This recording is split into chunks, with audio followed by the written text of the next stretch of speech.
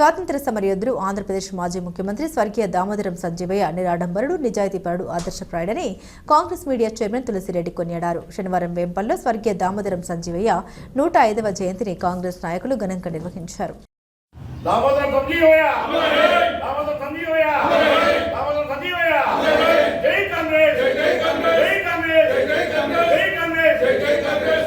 ఈరోజు స్వాతంత్ర సమర యోధుడు ఆంధ్రప్రదేశ్ మాజీ ముఖ్యమంత్రి స్వర్గీయ దామోదరం సంజీవయ్య గారి 105వ జయంతి.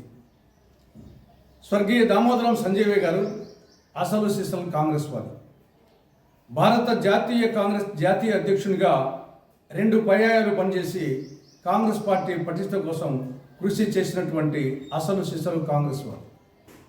ఆయన గొప్ప రాజనీతిజ్ఞుడు, గొప్ప పరిపాలనాధ్యక్షుడు.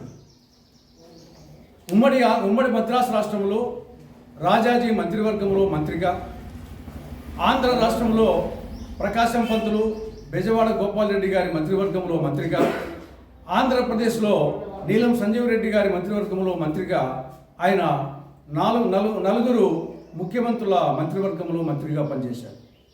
ఇక కేంద్రంలో పండిట్ నెహ్రూ, లాల్ బహదూర్ శాస్త్రి, ఇందిరాగాంధీ గారుల మంత్రివర్గంలో కేంద్ర మంత్రిగా పనిచేశారు.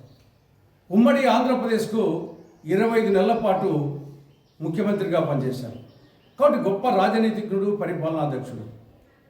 ఆయన జీవించింది కేవలం 51 సంవత్సరాలు మాత్రమే.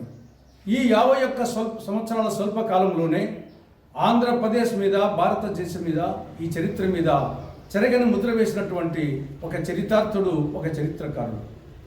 కేవలం 38 సంవత్సరాల చిన్న వయసులోనే ఒక పెద్ద రాష్ట్రానికి, ఉమ్మడి ఆంధ్రప్రదేశ్కు ముఖ్యమంత్రి అయ్యాడు. దేశంలోనే తొలి దళిత ముఖ్యమంత్రి. కటిక దారిద్ర్యంలో పుట్టినప్పటికీ జీవితాంతము నిరాడంబరంగా, నిజాయితీగా జీవించినటువంటి ఒక ఆదర్శమూర్తి. ఆయన జీవితం ప్రతి కాంగ్రెస్ కార్యకర్తకు, ప్రతి భారతీయునికి, ప్రతి మానవునికి ఆదర్శం, అనుసరణీయం, మార్గదర్శకం, స్ఫూర్తిదాయకం.